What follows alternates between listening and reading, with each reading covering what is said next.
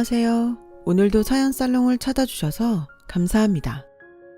저는 40대 주부예요. 매일 여러분들의 사연만 듣다가 오늘은 용기 내어 제 얘기를 해볼까 해요. 저는 바람기 많은 아버지 때문에 엄마가 어릴 때 집을 나가서 할머니 밑에서 어렵게 자랐어요. 할머니는 분식집을 하시며 저를 돌보셨는데 매일 가게 일에 치이시다 보니 힘이 붙이셨는지 저한테도 짜증을 많이 내셨어요. 어릴 땐 그런 할머니가 무섭고 혼날까봐 두려웠죠. 할머니는 그나마 저 혼자라 거두는 거라고 늘 툴툴대셨어요. 아버지는 다른 여자와 살림 차리고 할머니는 무섭고 그런 환경에서 자란 저는 늘 외로웠어요. 중학교 때부터는 한시라도 빨리 돈을 벌어서 집을 나가고 싶었고요. 공부보다는 무조건 독립이 먼저였어요. 저는 빨리 일을 시작할 수 있는 것들을 찾다가 메이크업을 발견했죠. 제가 원래도 그림 그리는 걸 좋아했거든요. 미술 시간에는 선생님들이 제 그림을 앞에 걸어 놓으시곤 했죠. 메이크업을 배워야겠다고 생각한 게 고3 때였어요.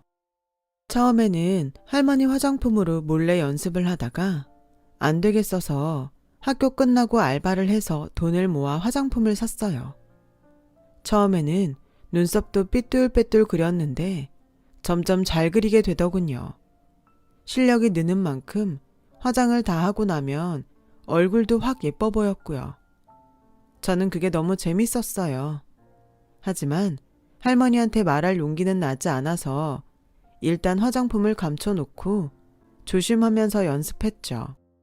동네 다니던 미용실에서 철 지난 잡지를 하나씩 갖다 놓고 열심히 연습했습니다. 그런데 조그만 집에서 숨겨지면 얼마나 숨겨지겠어요.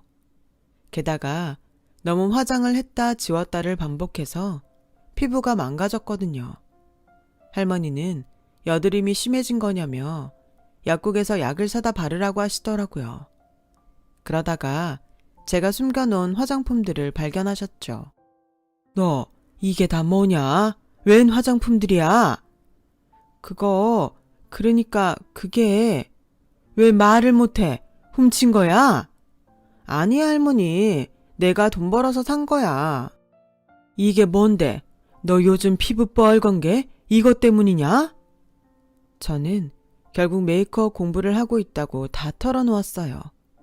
할머니 화장품으로 조금씩 연습하다가 안 되겠어서 알바를 했던 것도요. 할머니는 아무 말씀 없이 제 얘기를 다 들으시고는 화장품을 도로 다 넣어 놓으셨어요. 그러고는 어디로 전화를 하시더라고요. 이 망할 놈아, 네 새끼는 제대로 펴보지도 못하고 돈 벌겠다고 지가 애를 써서 화장인가 배운다더라. 넌 거기서 여자랑 배 두드리며 잘 사냐? 어째 네 새끼 한 번을 안 들여다보냐? 내 속으로 널 낳았지만 보다 너 같은 애비는 처음 본다 이 천하의 몹쓸 놈아. 몹쓸 네 애비도 너 같진 않았어 이 나쁜 놈아. 할머니는 아버지한테 전화를 하셨던 거예요. 그렇게 실컷 욕을 퍼부으시고는 수화기를 탁 내려놓으시더니 저를 데리고 피부과에 가셨어요. 선생님, 얘가 혼자 화장을 배운다고 하다가 일이 됐는데 아직 어린애 피부가 이래서야 쓰겠습니까? 꼭 좀 고쳐주세요. 저는 그 말에 눈물이 핑 돌았어요. 절 미워해서 맨날 화만 낸다고 생각했던 할머니가 이렇게 저를 생각하고 계셨다니 정말 감동이었죠. 할머니는 의사 선생님한테 제일 좋은 약으로 달라고 당부하셨어요. 그리고 집에 돌아와 저를 앉혀놓고 이렇게 말씀하시더라고요. 네가 제대로 된 부모 밑에서 자랐으면 그림 공부해서 대학 갈 생각했을 텐데 할머니는 그림 공부시킬 돈이 없어 이런 생각했나 그런 마음이 들었다. 이게 다 내가 자식을 잘못 키워서 이렇게 된 거다. 할미가 미안하다. 아니 할머니, 나 할머니 없었으면 고아원에 갔을 거야. 그리고 오늘 병원 데려가줘서 섭섭한 거 다 풀렸어, 할머니. 사랑해. 할머니는 갑작스러운 제 사랑 고백에 웃으셨어요. 그리고 다음날 어디서 알아보신 건지 저에게 메이크업 학원 명함을 주시고는 여기 가서 어떻게 배우는지 알아보라고 하시더군요. 할미가 너 학원비는 내줄라니까 걱정하지 말어. 할머니 떡볶이가 이 동네에선 제일 잘 팔리니까 그 정도는 내줄 수 있어. 저는 정말 펑펑 울었어요. 말도 못하고 숨죽이며 메이크업 연습하던 두어 달이 떠올랐거든요. 할머니한테 너무너무 고맙다고 몇 번이나 말했죠. 저는 할머니가 알려주신 메이크업 학원 말고도 다른 곳을 더 알아봤어요. 조금이라도 더 좋고 더 싼 곳에서 배우고 싶어서요. 그렇게 저는 다른 애들이 입시 공부를 할 때 메이크업 학원을 다녔어요. 확실히 혼자 하는 거하고는 다르더라고요. 제가 잘못 연습하던 것도 있었고요. 힘들 때도 있었지만 할머니를 생각하며 더 열심히 했죠. 그 덕에 저는 학원 원장님 눈에 들어서 고등학교를 졸업하자마자 강남에 있는 큰 샵에 막내로 들어가게 됐어요. 샵에 가니 또다시 처음부터 시작하는 느낌이 들더라고요. 하루 종일 샵에서 살다시피 하며 허드렛 일부터 열심히 배웠죠. 아주 조금이었지만 돈을 받을 수 있는 것도 행복했어요. 저는 첫 월급을 타서 할머니한테 빨간 내복을 사다 드렸어요. 요새 누가 빨간 내복을 입어? 넌 세상 세련된 데서 일한다며 그것도 몰라? 할머니, 그럴 줄 알고 이것도 준비했지. 짜잔! 저는 따뜻한 털조끼와 로션을 꺼냈어요. 그러자 할머니는 또 힘들게 번 돈 다 썼겠다며 안타까워 하시는 거 있죠. 저는 그제야 퉁명스러움이 할머니 사랑 표현이란 걸 알았어요. 더 열심히 해서 할머니한테 보답해야겠다는 마음도 커졌고요. 저와 같이 샵에 들어왔던 다른 사람들은 한 명씩 샵을 관뒀어요. 생각보다 너무 힘들고 돈도 되지 않는다고 다른 일을 찾아본다더라고요. 저는 다른 일은 생각해 본 적이 없어서 어떻게든 버텨야 했어요. 그렇게 쉬는 날도 거의 없이 일한 덕분인지 저는 점점 위로 올라갔고 아티스트라고 새겨진 제 이름표를 다는 날이 왔어요. 드디어 당당한 메이크업 아티스트가 된 거예요. 저는 그날 할머니를 모시고 시내에 나가서 맛있는 걸 먹었어요. 할머니는 저보고 몇 번이나 대견하다고 하셨죠. 네 애비 잘한 게 너나 한 거 딱 그거 하나 있구나. 네가 네 애비보다 100배, 1000배 낫다. 날 이런 데 다 데려오고. 할머니, 앞으로 더 좋은 데 많이 갈 거니까 건강해야 돼. 아프지 말고. 너 고등학교 졸업하면 집 나간다고 했잖아. 맨날 일기장에 글에 써놓고. 그걸 다 봤어? 할머니, 남의 일기장 막 보고 그러는 거 아니지? 할머니랑 저는 그렇게 예전의 섭섭함을 다 털어버리고 좋은 시간을 보냈어요. 샵에서도 점점 자리를 잡게 되었고요. 제가 일에 몰두해서 살 동안 10년이라는 세월이 흘렀어요. 할머니는 많이 쇠약해지셔서 분식집을 그만두셨죠. 제가 버는 돈으로 할머니와 제가 먹고 사는데 어려움은 없었어요. 그러던 어느 날이었어요. 샵에 오는 스타일리스트 한 분이 저한테 남자를 소개시켜주고 싶다는 거예요. 아는 오빠인데 잘 어울릴 것 같아서요. 가벼운 마음으로 만나봐요. 저도 언젠가 좋은 남자를 만나서 결혼하고 싶다는 생각은 하고 있었지만 이렇게 갑자기 누가 소개팅을 주선해주니 얼떨떨한 기분이 들었어요. 좀 망설여지기도 했는데 문득 할머니가 하시던 말씀이 떠올랐어요. 네 애비가 개차반이었다고 세상 남자들 다 그럴 거라고 생각하지 말고 너도 좋은 사람 잘 골라서 재밌게 살 생각을 해야지. 그래, 일단 만나보는 거야. 그래야 어떤 사람인지 알 수 있지. 저는 소개해주는 분께 만나보겠다고 하고 약속을 잡았어요. 그렇게 전 지금의 남편을 만나게 되었답니다. 남편은 연예 기획사에 있었는데 주로 연예인들 해외 스케줄을 담당한댔어요. 말수도 적고 멋쩍어 하는 면이 있어서 저래서 기획사 일을 어떻게 하나 싶었는데 소개해준 분이 여자들 앞에서나 그렇지 일할 때는 안 그렇다고 하더라고요. 저는 그 말을 듣고 조금씩 마음이 가기 시작하더군요. 아버지가 너무 여자들 마음도 잘 알고 말도 잘해서 여자들이 아버지를 잘 따른다는 말을 들은 적이 있거든요. 저는 남편이 그런 점에서 아버지와 다른 것 같아 마음을 열기 시작한 것 같아요. 남편은 뭐랄까 투박하지만 믿음이 가고 따뜻한 데가 있었죠. 그런 점을 회사에서도 좋게 보는 것 같았고요. 제이씨, 저는 자기 일에 충실한 사람을 만나고 싶었어요. 그런데 제이씨가 딱 그런 사람이네요. 저는 그래서 제이씨가 제 마음을 받아주면 참 좋을 것 같습니다. 같이 살면서 실망하는 부분도 있겠지만 허튼 실수는 절대 안 할 자신 있어요. 저랑 결혼해주세요, 제이씨. 아니, 결혼합시다. 지금 생각하면 참 남편다운, 담백하고 솔직한 프로포즈였어요. 저는 다른 고민은 없었지만 결혼하고 일하는 데 지장이 생길까봐 그건 좀 걱정이 됐어요. 저는 제가 하는 일이 재미있었거든요. 연예인들이 제가 해준 메이크업으로 사람들 앞에 서는 것도 보기 좋았고요. 남편은 저의 이런 마음을 다 알아차린 것 같았어요. 제이씨, 일은 걱정하지 말아요. 계속 일할 수 있도록 저도 같이 다 도울 겁니다. 저도 제이씨 일하는 거 보기 좋아요. 그 말에 저는 남편과 결혼하기로 마음 먹었어요. 할머니는 제가 남편과 결혼할 거라는 말을 듣고 무척 기뻐하셨어요. 됐다, 됐어. 내가 눈 감기 전에 너 꼭 드레스 입은 거 보고 싶었는데 내 소원이 이렇게 이루어지다니 하늘에 너무 감사하구나. 너한테도 고맙고. 할머니, 내가 감사하지. 여태까지 나 이렇게 키워주셨는데 다 큰 손녀 아침 챙겨주는 할머니가 또 어딨겠어. 나는 할머니 밥심으로 살았어. 할머니는 그렇게 말하는 제게 고마워하면서도 걱정을 하시더라고요. 남자 쪽에서는 부모가 다 나을 텐데 너는 나만 있어도 되겠냐? 그럼 할머니만 있으면 되지 누가 더 필요해. 난 괜찮아.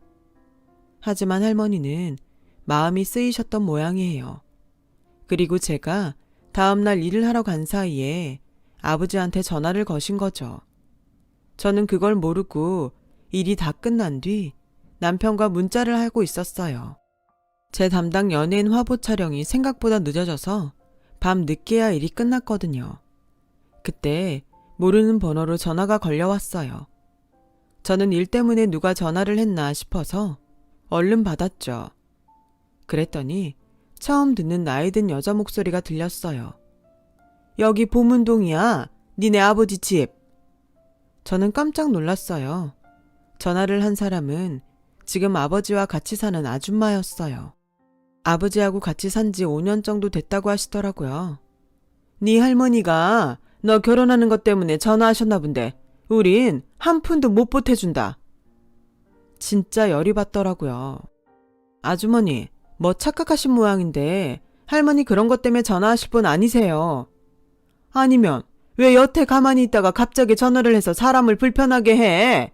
그러니까 너한테 확실하게 답을 받아야겠다. 넌 결혼해도 우리한테 아무 도움도 안 받는 거다. 저는 너무 기분 나빠서 절대 그럴 일은 없을 거라며 전화를 확 끊었어요. 속에서 울분이 확 치밀어 오르더군요. 정말 뭐 저런 사람들이 다 있나. 아버지는 대체 어떻게 사람을 이런 취급하나. 집에 가는 내내 저는 화가 머리 끝까지 나서 속으로 별욕을 다 했어요. 집 앞에 다 온 저는 할머니를 생각해서라도 화를 가라앉혀야 했죠. 때마침 남편한테 집에 잘 도착했냐며 전화가 왔더라고요.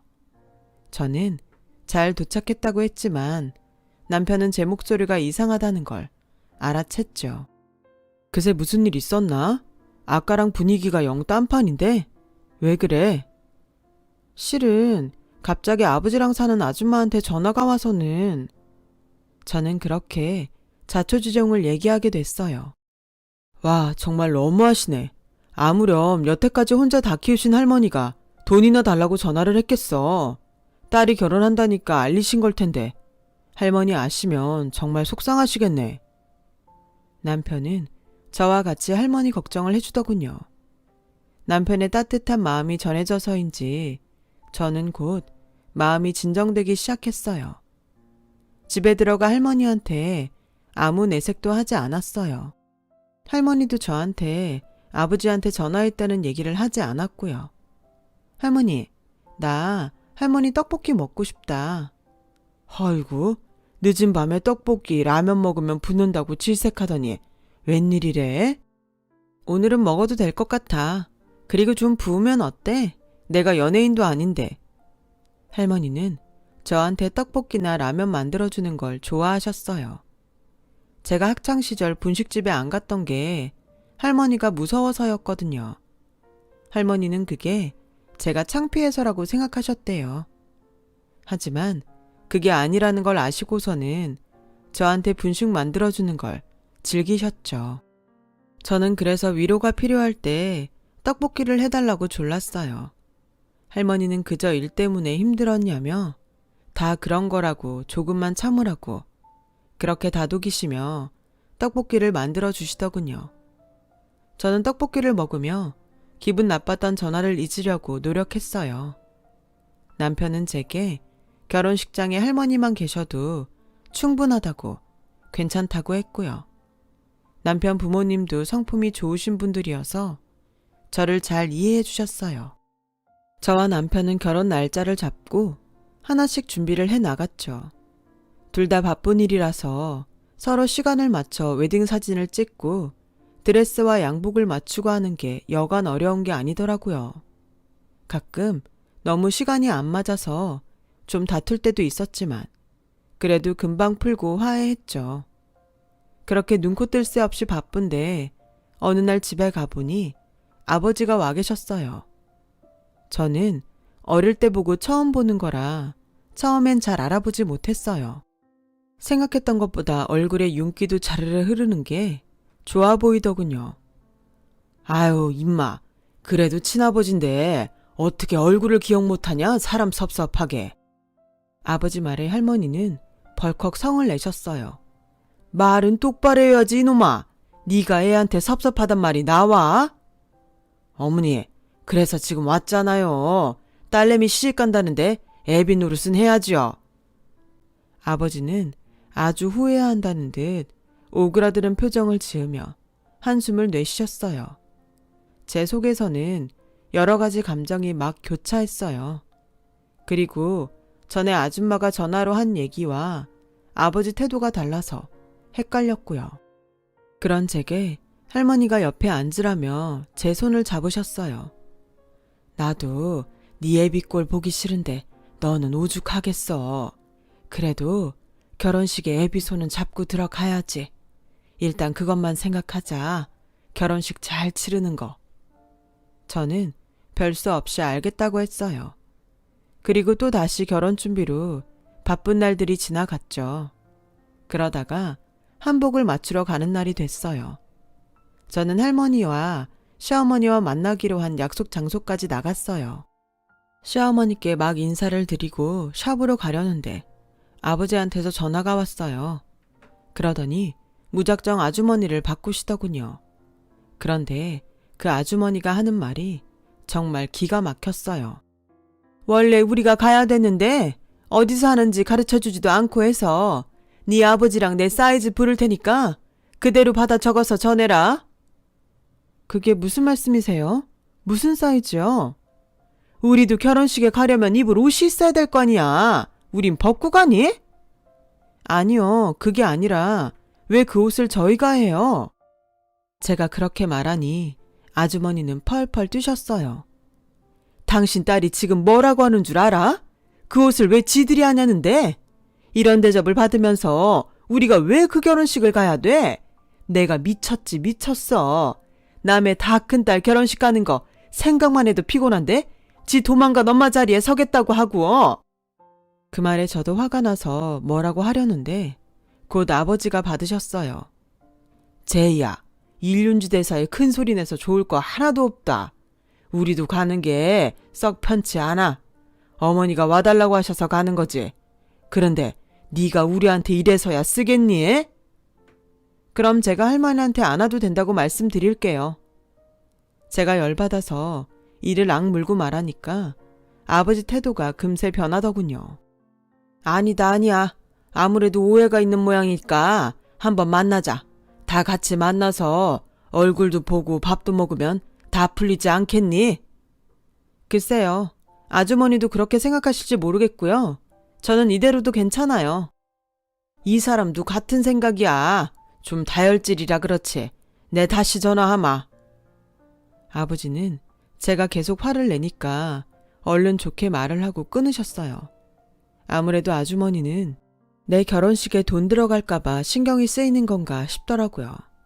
하긴 저하고 아주머니는 생판 남이니 그럴 수 있죠. 그렇다고 해서 예단 한복을 하는데 당연하게 자기들 것도 하라는 건 너무 경우가 없다 싶었어요. 그리고 며칠 뒤 아버지는 정말 아주머니를 데리고 오셨어요. 원래는 남편하고 가구를 사려고 겨우 빼낸 시간이었거든요. 제가 투덜대니까 남편이 오히려 절 위로했어요. 그래, 자기 속상하겠다. 그래도 어른이 화해하자고 오시는데 어떡해. 기왕 만나는 거니 우리 기분 좋게 밥 먹고 나와서 가구 사자. 진짜 내키진 않았지만 어쩔 수 없었죠. 남편은 아버지와 아주머니에게 깍듯이 예의를 차리며 정성껏 대접을 했어요. 그런 남편을 보니 고맙기도 하고 미안하기도 했어요. 저처럼 가정사가 복잡한 사람 만나지 않았으면 편했을 텐데 그런 맘도 들었고요. 남편 덕에 저희는 모두 식사를 잘 마치고 나올 수 있었어요. 그런데 일은 그날 밤에 벌어졌어요. 저와 남편이 가구를 계약하고 할머니 드린다고 떡을 사서 같이 집에 왔죠. 그런데 대문 밖에서도 뭔가 웅성웅성 소리가 들리더라고요. 이게 무슨 소리지? 누가 왔나? 저는 귀를 기울이고 안에 무슨 일이 있나 들어봤어요. 그랬더니 안에서 아버지하고 아주머니 목소리가 나더라고요. 할머니 목소리도 들렸고요. 그런데 어째 할머니 목소리가 심상치 않았어요. 이거 뭔가 이상한데? 무슨 일 있는 것 같아. 제 말에 남편은 얼른 들어가자며 저를 재촉했어요. 집에 들어갔더니 할머니 방에 세 분이 같이 계시더군요. 할머니는 얼굴이 하얘지셔서 곧 쓰러질 것처럼 보였어요. 할머니, 왜 그래? 어디 아파? 저는 놀라서 할머니 옆에 가서 손을 잡았어요. 그러자 아버지와 아주머니는 머쓱한 표정을 지으며 눈길을 피하더라고요. 장인어른, 무슨 얘기 중이셨어요? 남편이 정중하게 묻자 아버지는 오히려 입을 다무셨어요. 할머니는 제 손을 꽉 잡고 떨고 계셨어요. 저희가 무슨 일이냐고 하자 아주머니가 말을 시작하더군요. 우리 사업 얘기 좀 했어. 분식집자리 보상금 받으셨길래. 나는 다시 말하지만 보상금으로 다른 일 할 생각 없다. 나 이 집에서 죽을 때까지 먹고 살 것만 남기고 제이 다 줄 거야. 그러자 그제야 아버지가 나섰어요. 어머니, 지금까지 고생만 하셨는데 앞으로 투자하시면서 더 편히 사셔야죠. 그걸 왜 얘를 다 줍니까? 여태껏 키우신 것만도 어딘데. 이게 다 무슨 얘기예요? 할머니가 나한테 무슨 돈을 줘? 투자는 또 뭐고? 저와 남편이 놀라서 눈이 동그래지자 제가 잡고 있는 할머니 손에 힘이 더 꽉 들어가더라고요. 처음부터 이럴 짝정이었지? 내가 제 결혼식장 데리고 들어가달라고 그거 하나라도 애비 노릇하라고 그 부탁 들어준 이유가 이거였지? 아이고 어머니, 뭘 또 그것 때문이에요. 지금까지 고생하셨으니 이제 우리한테 다 맡기고 용돈이나 풍족하게 받아 쓰시면서 편하게 사시라고 드리는 말씀인데 그렇게 곡해를 하시면 저희 섭섭합니다. 저는 아버지가 희죽대면서 능글맞게 얘기하는 걸 보자 폭발했어요. 됐어요. 그깟 손 안 잡고 들어가도 돼. 아버지가 할머니한테 고생했다. 편히 살아라. 그런 말할 자격이나 있어요? 제가 학교 졸업하고 입학할 때 한 번이나 와 보셨어요? 할머니 돈 때문에 힘드실 때 들여다보긴 하셨냐고요. 그래놓고 내 결혼식 혼주 노릇을 핑계로 이제 할머니 보상금을 가져가려고 해요? 얘 진짜 버릇없게 컸네. 아주 할머니가 오냐오냐 키우셨구나. 어디다 대고 눈 똑바로 뜨고 대들어 대들긴. 너야말로 지금 다 늙은 니네 할머니 돈 욕심나서 이렇게 펄펄 뛰는 거 아니야? 아주머니는 제가 화를 내자 작정한 듯 따박따박 따지셨어요. 저는 정말 화가 나서 돌아버릴 것 같았어요. 그렇게 우리 할머니 생각해서 저한테 전화로 결혼식에 돈 한 푼 못 준다. 그런 말이나 했어요? 아주머니가 뭔데 나하고 할머니한테 이런 말을 해? 진짜 네가 뭔데? 어디서 개가 짖어? 그만들 나가! 제가 고래고래 소리 지르니 할머니는 우시면서 저를 끌어안으셨어요. 우리 손녀 몸 상한다. 그러지 마라. 좋은 일 앞두니까 시샘들을 하는가 보다. 내가 멍청이지. 내가 멍청이야. 이럴 줄 모르고 그런 부탁을 했으니. 할머니는 나중에라도 제가 시댁에 책 잡힐 일이 있을까봐 걱정이 돼서 아버지를 결혼식에 부르려고 하셨다는 거였어요. 저는 제 걱정만 하시는 할머니 때문에 펑펑 울었어요. 남편은 안 되겠다 싶었는지 수습하려고 나섰어요. 저기 장인어른, 일단 오늘은 돌아가시죠. 그리고 그 투자 계획서 같은 게 있으면 저한테 보내주세요. 저도 보고 투자할 수 있는지 알아보고 싶습니다. 지금 무슨 소리라는 거야? 투자는 무슨 투자? 제가 화를 펄펄 내니까 남편은 진정하라는 신용을 하며 두 사람을 상대했어요. 자네는 말이 통하는 것 같아 다행이네. 내가 집에 가서 바로 자료 다 보내줄 테니 보고 결정하게. 아마 보면 투자하고 싶어서 욕심이 날 거야. 아버지는 끝까지 점잖은 척 거드름을 피우며 아주머니와 일어났어요. 그만들 우세요. 아유, 누가 보면 초상난 줄 알겠네. 그렇게 약 올리는 건지 알 수 없는 말을 하고 나가더라고요. 저는 너무 화가 나서 울다가 할머니 품에서 잠이 들었죠. 그리고 며칠이 지났는데 경찰서에서 전화가 온 거예요. 얼마 전 상가 조성 투자 권유받으셨죠? 그 사람들 사기죄로 걸려서요. 여기 피해자 명단에 있어서 전화드렸습니다. 알고 보니 남편이 아버지한테 받은 투자 계획서를 보고 기획부동산인 걸 알아차리고 기획사 법무팀에 물어봐서 경찰에 신고를 한 거였어요. 그래서 아버지는 아주머니와 다른 기획부동산 사람들과 경찰 추격 끝에 잡힌 거더라고요. 남편은 그저 싱긋 웃으며 이렇게 말했어요. 아무래도 그 아주머니나 장인어른 수상해서 말이야. 뭔가 있구나 싶었거든. 그냥 돈을 가져가려고 하는 것 같지만은 않았어. 남편은 그래도 장인어른인데 어떻게든 빼내야 하지 않겠냐고 했지만 저는 안 된다고 했어요. 나와서 할머니한테 또 무슨 일을 저지를 줄 알고 난 아무리 내 아빠지만 싫어. 이런 우여곡절 끝에 저희는 나란히 결혼식장에 입장하며 무사히 결혼식을 마쳤답니다. 그렇게 결혼한 지 10년이 넘었네요. 저는 샵을 그만두고 두 애들 챙기느라 바쁘게 살고 있고요. 할머니는 제가 첫 아이를 낳고 다음 해 돌아가셨죠. 제가 행복하게 사는 모습에 이제는 아무런 걱정이 없다시면서 웃으면서 눈을 감으셨어요. 이렇게 얘기를 하고 나니 할머니가 많이 보고 싶네요. 할머니 떡볶이도 먹고 싶고요. 오늘은 할머니한테 갔다 와야겠어요. 제 얘기 들어주셔서 감사합니다. 항상 좋은 인연들이 함께 하시길 바라며 건강하세요. 여러분, 사연 댓글에 응원과 현명한 조언 부탁드려요. 좋아요와 구독은 저에게 큰 힘이 됩니다. 오늘도 좋은 일 가득하세요.